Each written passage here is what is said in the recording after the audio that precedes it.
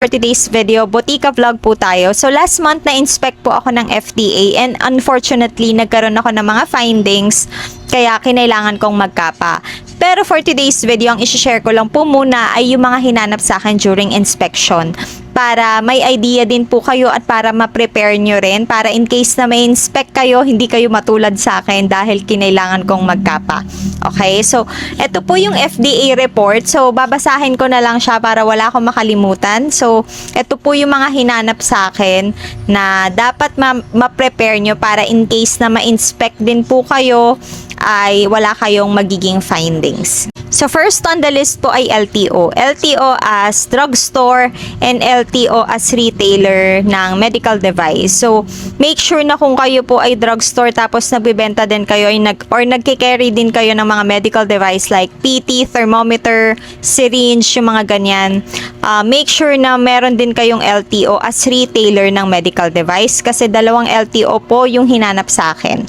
So, yung LTO ko sa drugstore and yung LTO as retailer ng medical device. Then, second, syempre yung pharmacist dapat po present during inspection. Pangatlo, organizational structure and organizational chart. So, ilagay nyo lang po doon kung meron kayong pharmacist, may manager kayo, sino yung next, PA, ganyan. Next ay pharmacy operating hours. So, kailangan po naka-display sa harap ng butika yung kita ng mga customers kung anong oras kayo nag-ooperate. Next po ay pharmacist certificate of registration. So, yung sa akin kasi na naka-display ay photocopy lang. So, sinabi nung inspector na dapat daw original yung naka-display. Next ay, di ba merong hinanap na organizational structure. So, lahat ng personnel na nandun, kailangan meron ding duties and responsibilities. Okay? So, dapat nakalagay din. Meron din kayong document na nakalagay doon yung duties and responsibilities ng bawat personnel. Next, training. Training ng pharmacist at saka training ng pharmacy assistant. So, yung sa akin kasi, meron ako pero naka-note dito, October 2022 pa. Ito yung licensing seminar. May certificate ako pero yon 2022 pa. So, sabi niya, any certificate naman na umattend ako ng training related sa drug safety, quality, and efficacy, so pwede ko siyang i-display dito. So, kung naka-attend kayo ng any seminar or training, not necessarily yung in-offer ng FDA, kahit iba yung nag-offer, sa iba kayo umattend, so pwede nyo po yung i-display.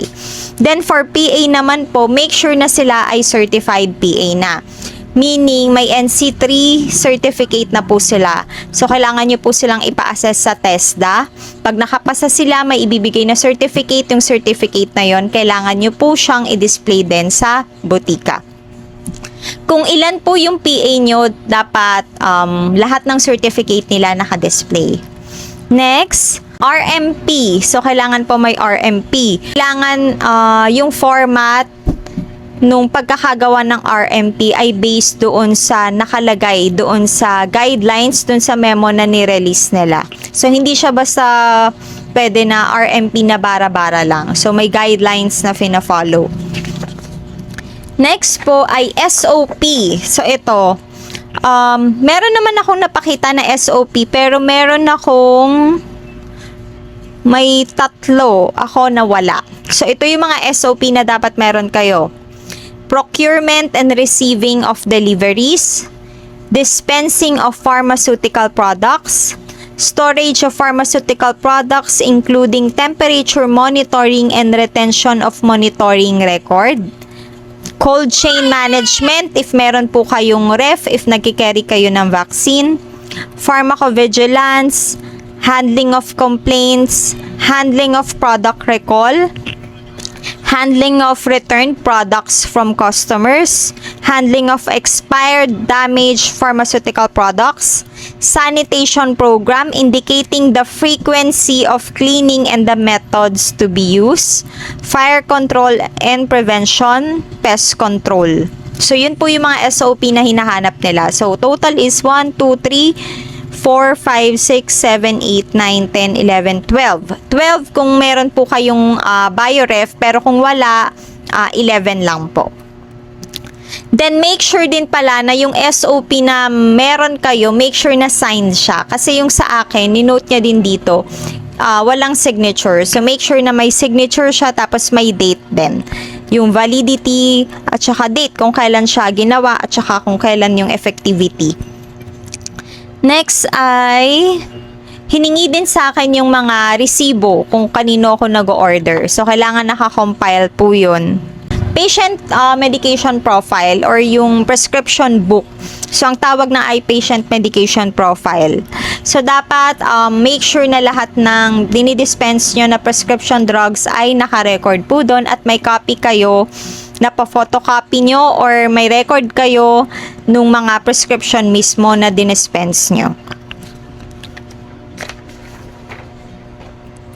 Next ay senior citizens record, yung senior citizen logbook at saka PWD logbook. Tapos generic menu card. Next, syempre titignan din nila yung pricing ng bawat gamot if nag-comply kayo sa MRP. So make sure na meron kayong EDPMS account at nakapag-upload kayo ng mga gamot doon. Kasi yung sa akin, parang gusto nilang hinanap niya kung ano yung mga gamot na in-upload ko. Unfortunately, nung time na yon hindi kasi ma-open. Pero dahil nakita naman niya na updated yung pagkaka-upload ko, so chinek na din niya as compliant. Next, yung temperature logbook, make sure na updated din at lagi kayong nag-monitor. Tapos, dapat yung thermohygrometers nyo ay calibrated. Tapos, itabi nyo din yung mga calibration certificate kasi hinahanap din nila yon. Tapos, doon sa area nyo, sa butika nyo, dapat may nakalagay na parang authorized personnel only. So, yung arrangement din ng products, make sure na by therapeutic ba siya, by generic, basta dapat maayos yung pagkaka-arrange. So, make sure din po na walang nakalagay na product sa floor. Tapos, chinek din yung stocks ko kung nafa-follow ba yung FEFO, first expiry, first out. So, make sure yung arrangement ng stocks nyo sa gondola, sa shelves, ay nafa-follow yung first expiry, first out. Yun lang naman, kasi yung sa cold chain, since wala naman akong ref, hindi ako nagkicarry ng mga suppositories, vaccine. So, NA na yung ibang mga requirements para doon sa mga botika na may ref. So far, yun po yung mga hinanap sa akin. So, make sure na i-prepare nyo yun ahead of time para once na ma-inspect kayo, ay maipapakita nyo yun pag hinanap nila.